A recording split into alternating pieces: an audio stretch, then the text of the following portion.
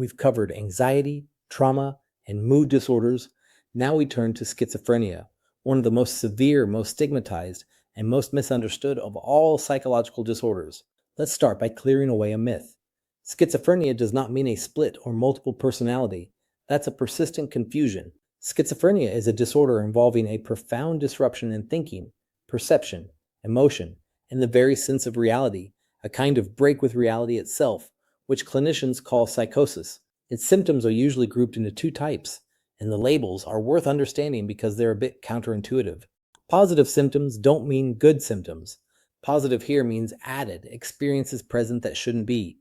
These include hallucinations, perceptions without any external source, most commonly hearing voices that aren't there, and delusions, firmly held false beliefs that resist all contrary evidence, beliefs of being persecuted or of having special powers or importance.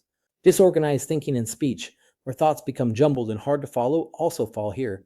Negative symptoms mean something subtracted, normal functions reduced or absent.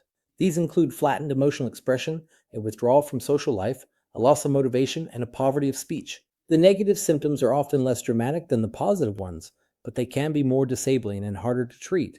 What causes schizophrenia? Decades of research point firmly to a strong biological basis. It runs in families, indicating a significant genetic component.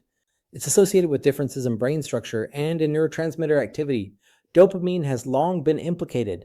There's also evidence that prenatal factors and complications can raise risk, but genes alone don't tell the whole story. Consistent with the diathesis stress model, it appears that an inherited vulnerability interacts with environmental stressors to trigger the disorder, which typically first emerges in late adolescence or early adulthood. One of the most important things to understand about schizophrenia is how badly stigma and media portrayals have distorted the public picture. People with schizophrenia are far more likely to be victims of harm than perpetrators of it.